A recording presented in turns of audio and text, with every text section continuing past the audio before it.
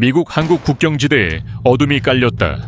검은 벨벳처럼 깊은 밤, 차가운 비가 땅을 후려치며 모든 것을 어둠의 바닷속 흐릿한 섬으로 만들었다. 타이어 터지는 소리가 날카롭고 건조하게 울리며 비의 따분한 음악을 찢었다. 농산물을 실은 낡은 트럭이 상처 입은 짐승처럼 비틀거렸다. 오른쪽 앞 타이어가 산산조각 났다.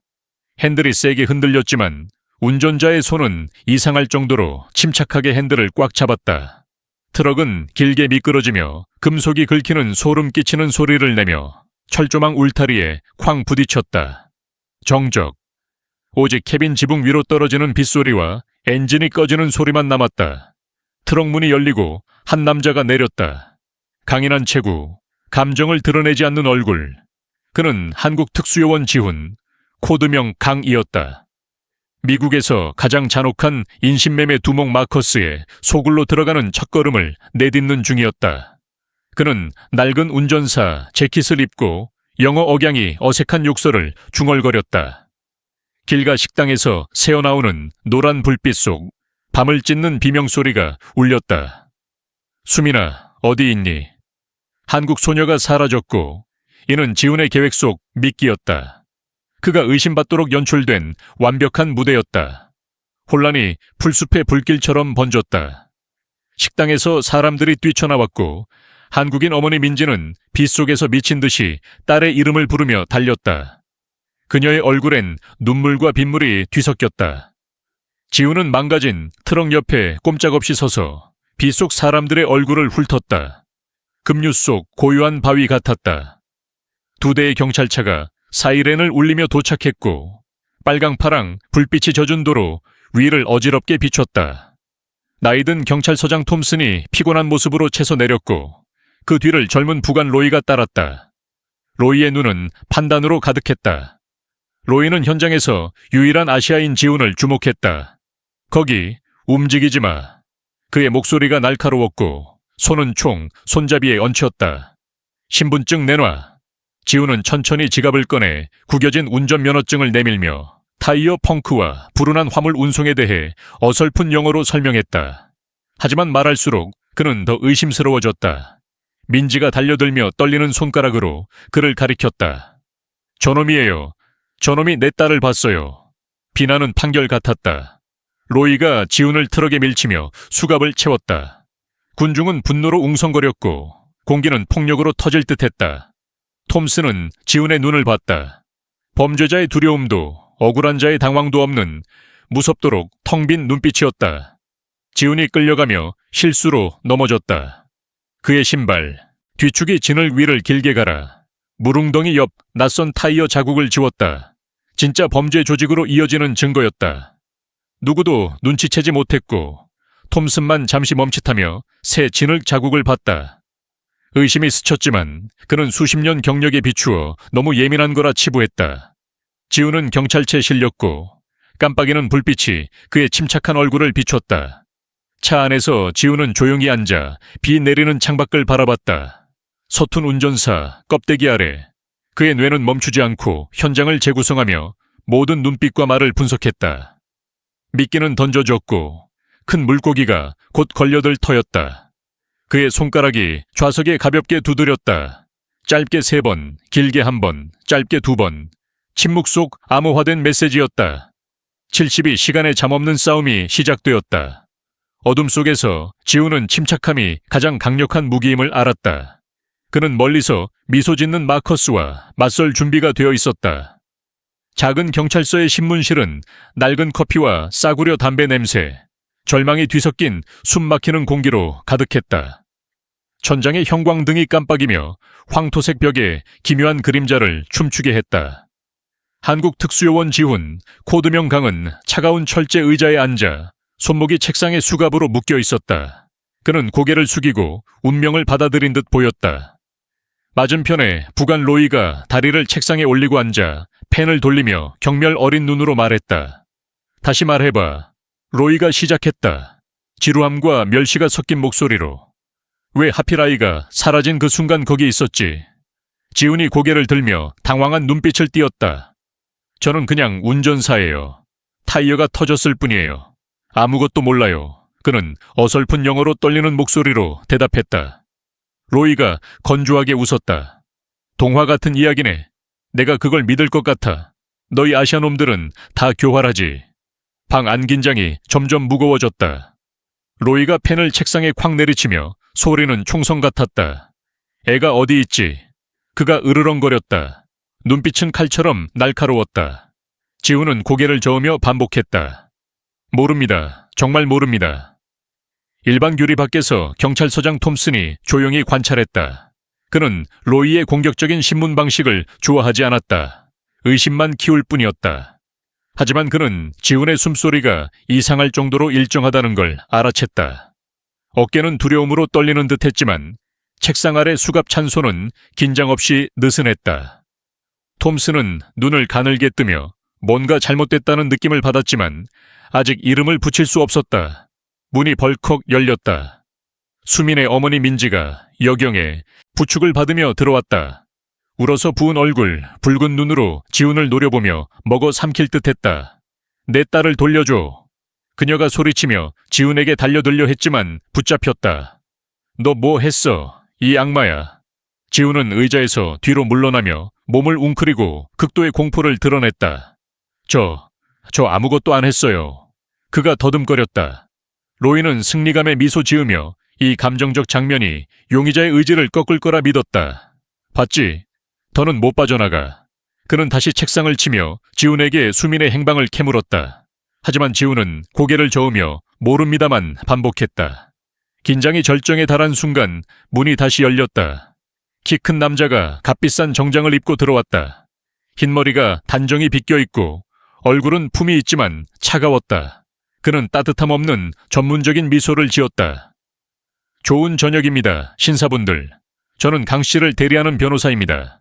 에이펙스 운송회사 소속입니다. 방 안 분위기가 급변했다.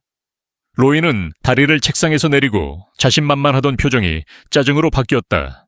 톰슨이 유리 밖에서 들어오며 불청객을 살폈다. 지금 신문 중이요. 들어올 수 없소. 로이가 으르렁거렸다. 변호사는 그를 보지 않고 톰슨에게 시선을 돌렸다. 톰슨 서장이시죠? 제 의뢰인은 공식 체포 영장 없이 4시간 넘게 구금됐습니다. 침묵할 권리와 변호사 선임 권리도 고지받지 않았고요. 그는 느리고 명확하게 말하며 법적 허점을 찔렀다. 게다가 감정적으로 불안정한 증인을 제 의뢰인과 직접 대면하게 한 건 명백한 심리적 압박입니다. 로이는 반박하지 못했다. 톰슨은 여경에게 민지를 데리고 나가라 지시하고 변호사를 똑바로 봤다. 당신은 누구고 누가 고용했소? 변호사가 명함을 내밀었다. 에이펙스 운송회사입니다. 저희는 직원의 복지를 중요시하죠. 그는 지훈에게 돌아서며 어깨를 가볍게 두드렸다. 걱정 마세요. 다 잘 될 겁니다. 지훈은 약하게 고개를 끄덕이며 공영에 빠진 촌놈 역할을 완벽히 연기했다. 로이는 에이펙스와 지훈의 이력을 캐물었지만 변호사는 부드럽게 막아냈다. 그 질문들은 실종 사건과 무관합니다. 증거 있으신가요?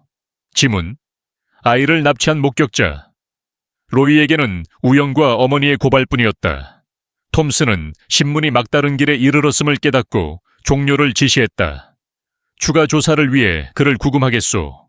그가 말했다. 변호사가 즉시 끊었다. 안 됩니다.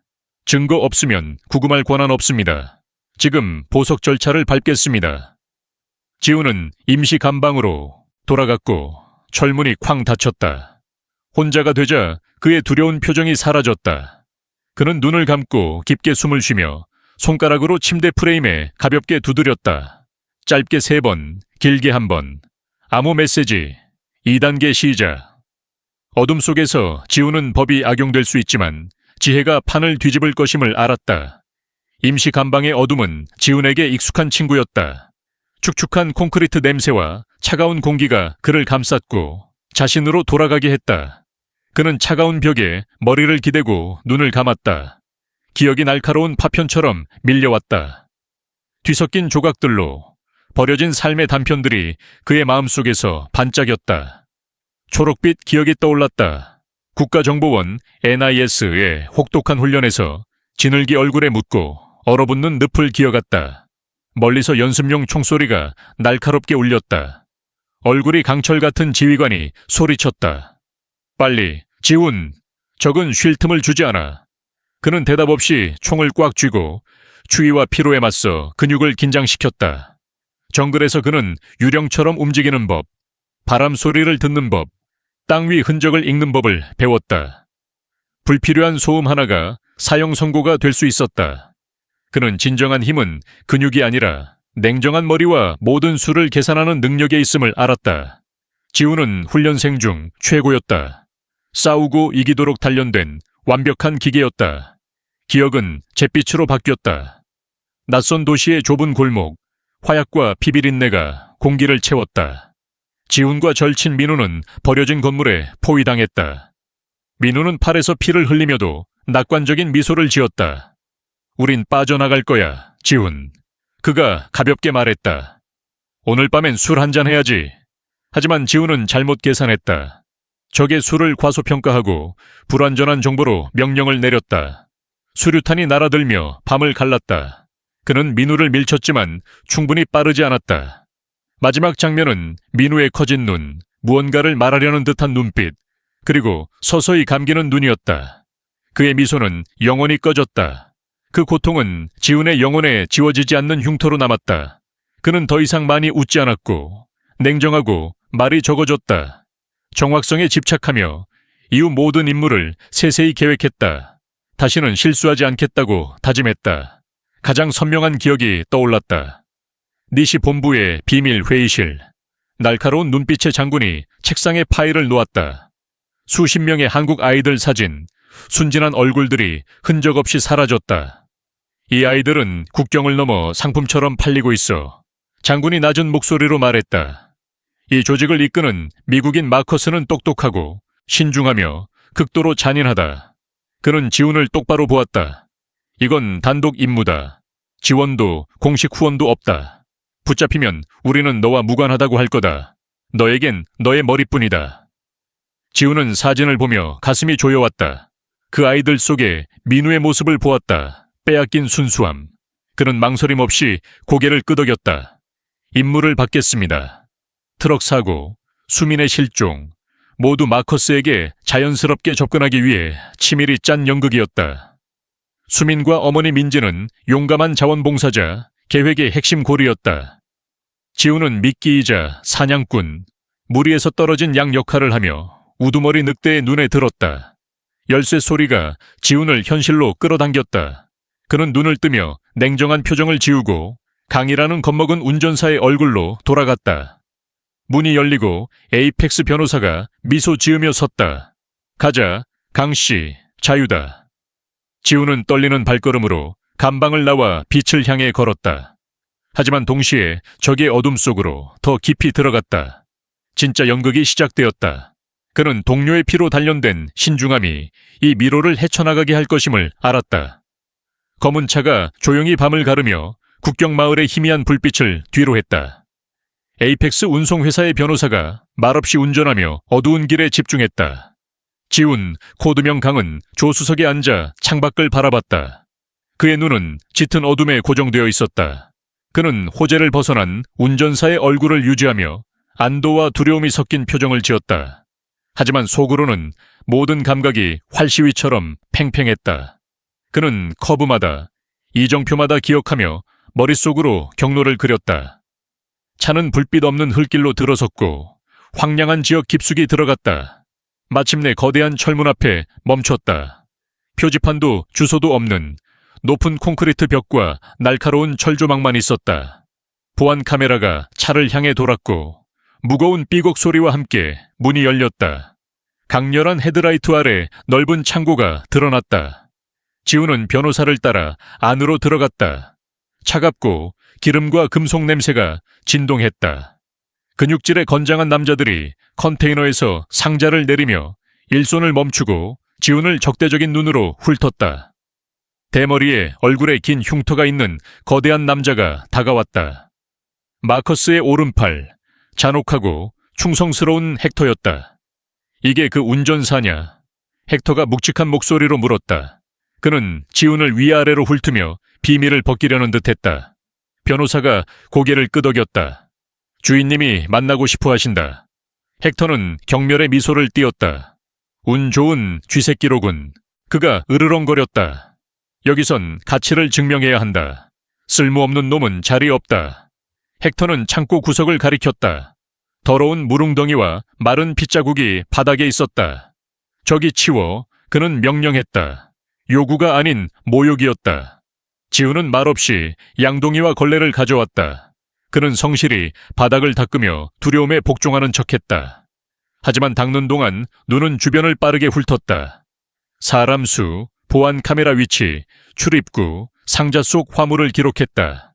그의 뇌는 스캐너처럼 작동했다. 2층 유리창 너머 마커스가 지켜보고 있었다. 검은 터틀넥을 입고 레드 와인잔을 든 그는 범죄 두목이라기보다 대학 교수 같았다. 그는 바닥을 닦는 지훈을 보며 입꼬리에 알 수 없는 미소를 띄었다. 헥터, 저놈을 어떻게 생각하나? 그는 무정의로 물었다. 쓸모없는 놈입니다. 헥터의 목소리가 스피커에서 울렸다. 멍청한 운전사일 뿐입니다. 왜 관심 두시는지 모르겠군요. 마커스는 와인잔을 흔들며 붉은 액체를 출렁이게 했다. 조심은 지나치지 않지. 그가 말했다. 경찰이 너무 쉽게 풀어줬어. 우리 변호사도 너무 딱 맞춰 나타났고 모든 게 너무 완벽해. 완벽함은 보통 거짓을 숨기지 며칠간 지우는 가장 힘들고 더러운 일을 맡았다. 내용물을 알 수 없는 무거운 짐을 나르고 고장난 트럭을 고쳤다. 허름한 방에서 살며 남은 음식을 먹었다. 헥터의 부하들은 그를 노예처럼 대하며 욕하고 부려먹었다. 하지만 지우는 묵묵히 견뎠다. 고개를 숙이고 눈을 마주치지 않으며 누구도 주목하지 않는 흐릿한 존재로 녹아들었다. 그러나 그 참을성이 마커스의 의심을 키웠다.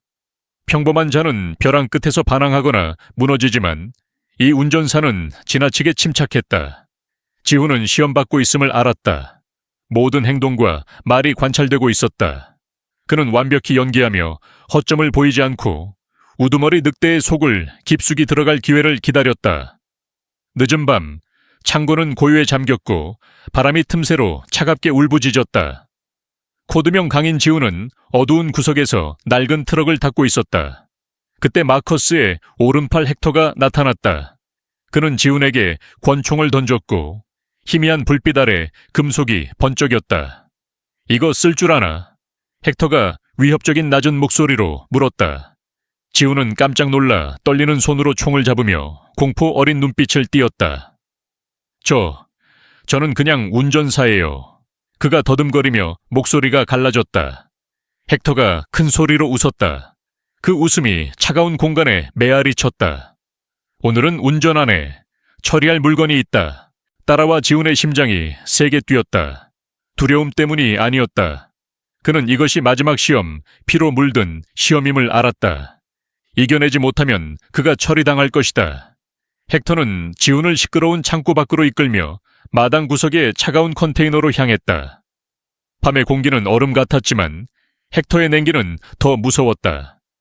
지훈은 총을 쥐고 의도적으로 손가락을 떨며 겁에 질린 척 고개를 숙였다. 머릿속으로는 상황을 분석했다. 이건 처형이 아니었다. 죽이려 했다면 진작 했을 터였다. 마커스가 충성심을 시험하는 것이었다. 헥터가 무거운 컨테이너 문을 열었다.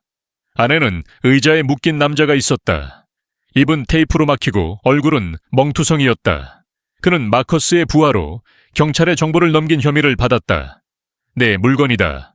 헥터가 감정 없는 목소리로 말했다. 놈이 경찰에 불었어. 주인님은 영원히 입을 닫길 원해. 그는 지훈에게 손을 내밀었다. 해라. 쓸모없지 않음을 증명해. 지훈은 묶인 남자를 보고 손에 든 총을 내려다봤다. 그는 온몸을 떨며 이가 딱딱 부딪혔다. 못해요. 그가 공황 속에 더듬거렸다. 저는 운전사일 뿐이에요. 사람을 죽인 적 없어요. 헥터가 다가가 지훈의 옷깃을 잡고 들어 올렸다. 선택의 여지가 없다. 저놈이냐, 너냐. 그가 으르렁거리며 얼굴을 바짝 댔다. 지훈은 눈을 질끈 감고 온몸을 떨며 뺨에 눈물이 흘렀다. 제발 이런 짓 시키지 마세요. 그가 애원했다. 하지만 순간 두려운 눈빛이 사라지고 차가운 눈초리가 떠올랐다. 그는 총을 획 뽑아 묶인 자가 아닌 자신의 관자놀이에 댔다. 사람을 죽여야 한다면 차라리 나를 죽이겠소. 그 돌발 행동에 헥터가 얼어붙었다. 겁쟁이 운전사가 이런 미친 짓을 할 줄 몰랐다. 컨테이너 안은 숨막히는 정적으로 가득했고 세 남자의 무거운 숨소리만 들렸다. 총 내려놔. 헥터가 명령했지만 목소리의 공격성이 줄었다. 지우는 꼼짝 않고 손가락을 방가수에 얹었다. 난 살인자가 아니야. 그가 단호히 반복했다. 그때 컨테이너 벽에 작은 스피커에서 났고 따뜻한 목소리가 울렸다. 그만, 헥터.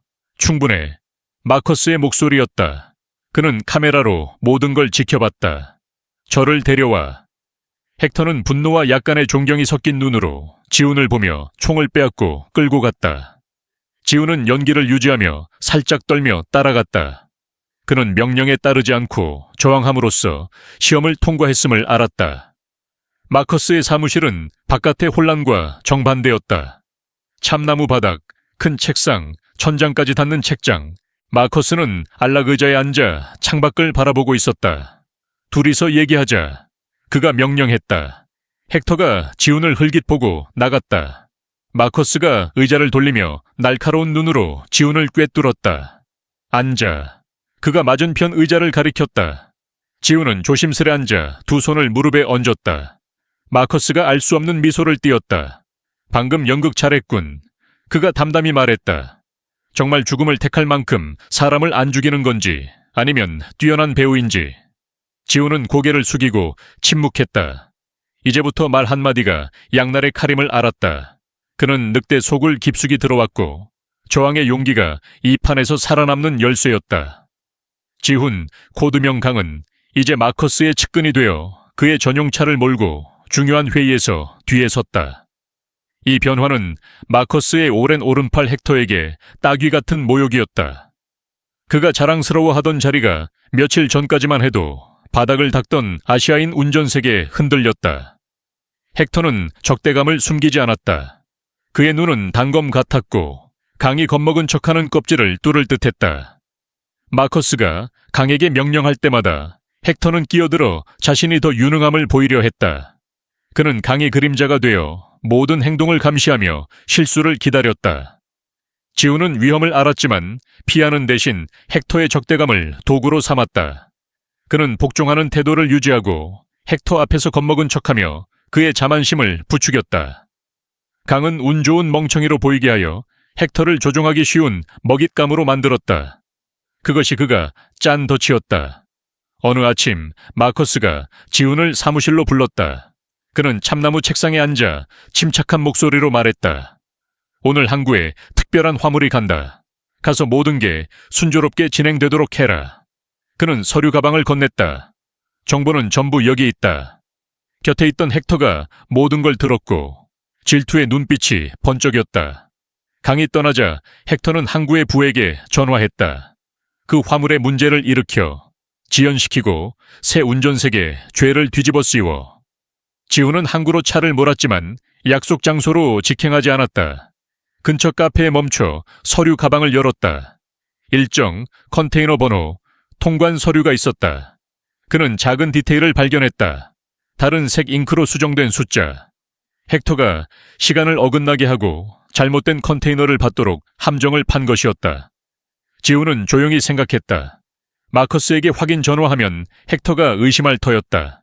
대신 그는 누구도 예상치 못한 행동을 했다. 항구 세관 사무실로 직행해 길 잃은 운전사처럼 서류를 내밀며 올바른 부두를 물었다. 세관원이 서류를 보고 시스템을 확인하더니 미간을 찌푸렸다.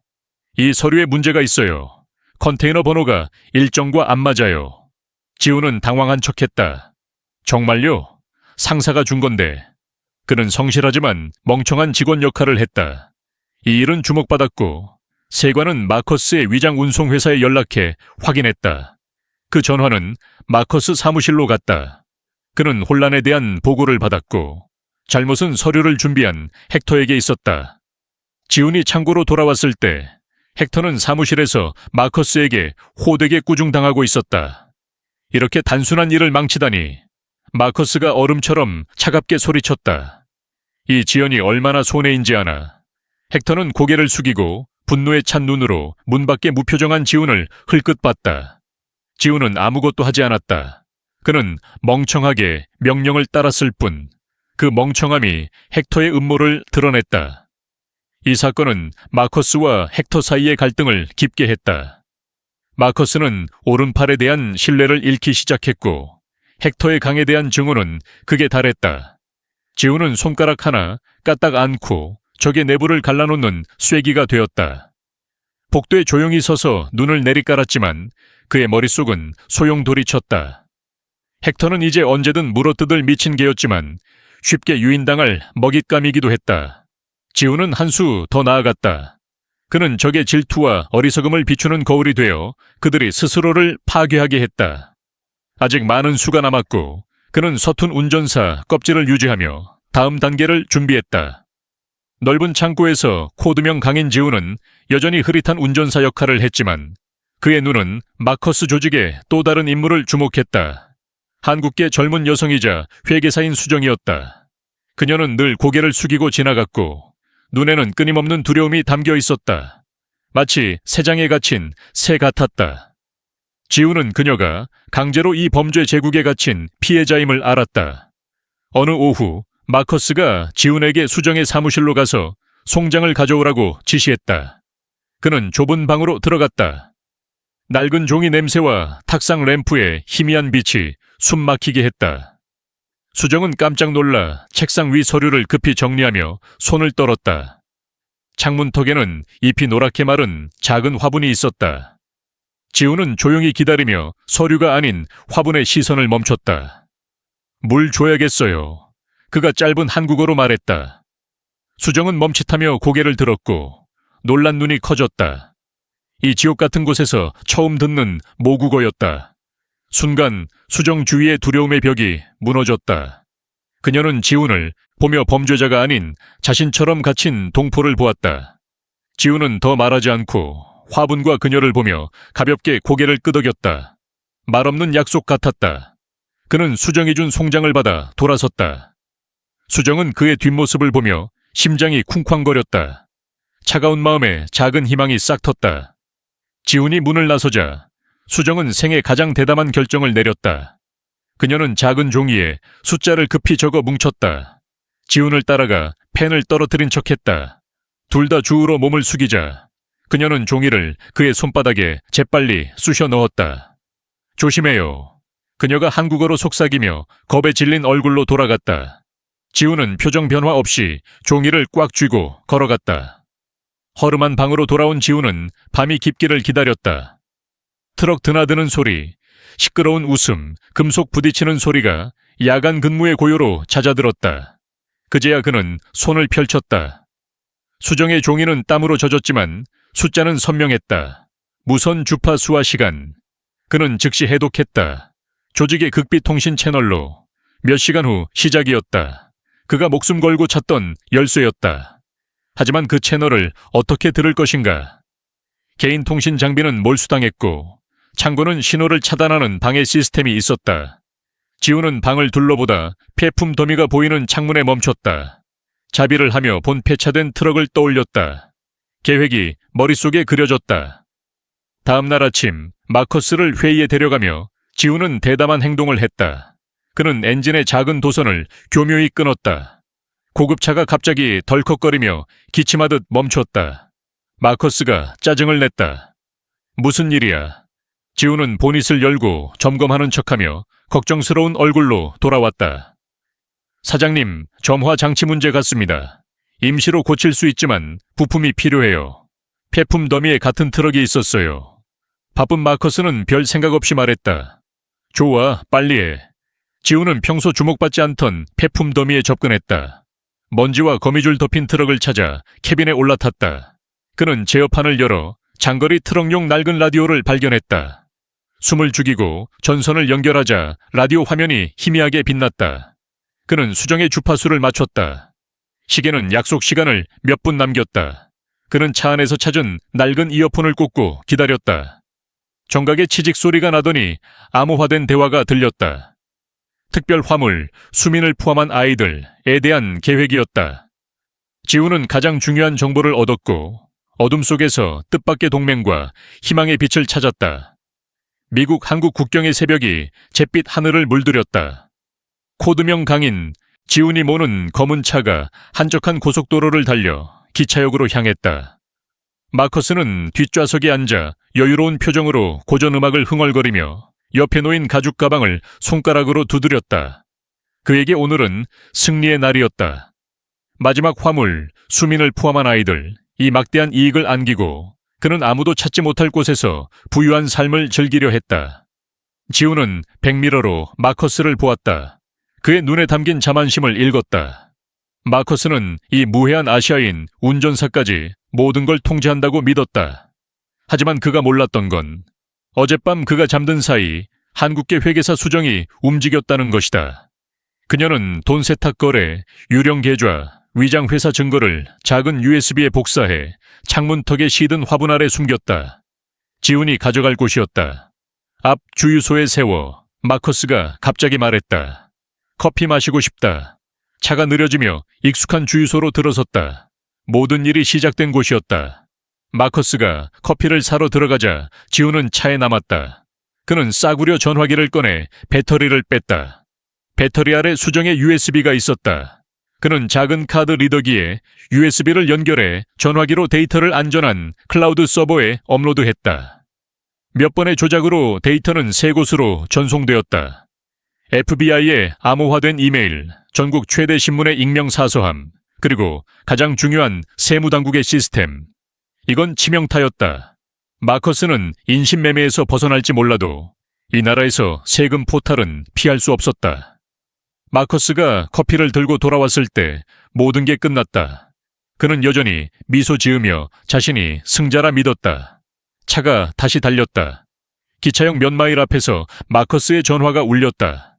이어 두 번째 전화, 위성 전화까지. 변호사, 파트너, 매수한 자들의 전화가 쇄도했다. 마커스의 미소가 사라지고 표정은 자만해서 혼란, 공황으로 바뀌었다. 그는 전화를 대고 소리쳤다. 뭐? 계좌 동결, 체포영장. 그게 어떻게 가능해? 그는 지훈을 돌아보며 미친 듯이 외쳤다. 네가 한 거지. 지훈은 대답 없이 길가의 낡은 표지판 앞에 차를 세웠다. 그는 돌아서 마커스의 눈을 처음으로 똑바로 보았다. 두려움이나 비굴함은 없었다. 그의 눈은 강철처럼 차갑고 칼처럼 날카로웠다. 운전사 강의 겉모습은 사라지고 임무를 완수해야 하는 특수요원 지훈만 남았다. 넌 누구야? 마커스가 으르렁거리며 재킷 속에 숨긴 총으로 손을 뻗었다. 하지만 그가 총을 뽑기 전 지훈이 한국어로 말했다. 당신 라이터의 용, 그건 민우의 아버지가 새긴 거야. 마커스는 놀라움에 멈칫했다. 한국어는 몰랐지만 민우라는 이름에 얼어붙었다. 그 순간 길 양쪽에서 경찰차와 특수부대 차량이 사이렌을 울리며 돌진했다. 지훈의 마지막 신호를 기다린 그들이었다. 마커스의 차는 포위되었다. 그는 패배했음을 알았지만 왜인지 이해하지 못했다. 지훈은 차에서 내려 우연히 그 자리에 있던 증인처럼 담담했다. 톰슨 서장이 다가와 지훈의 눈을 보며 존경의 고개를 끄덕였다. 그는 이 운전사가 겉모습과 다름을 알았다.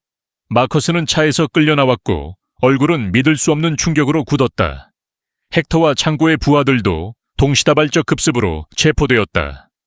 난공불락 같던 제국은 조용한 행동들로 먼지가 되었다. 톰슨이 지훈에게 따뜻한 커피를 건넸다. 기차의 아이들은 안전하다. 그가 간단히 말했다. 지훈은 고개를 끄덕이고 커피를 한 모금 마셨다. 그 쓴맛은 임무 완수를 상기시켰다. 그는 역을 바라보며 불빛이 비추는 기차를 떠올렸다. 수민이 어머니와 재회하는 장면을 상상했다. 해가 떠오르자 번호판 없는 차가 지훈을 데리러 왔다. 그는 작별 없이 차에 올라 사라졌다. 강이라는 운전사는 흔적 없이 녹았고 경찰서에 아시아인 신화만 속삭였다.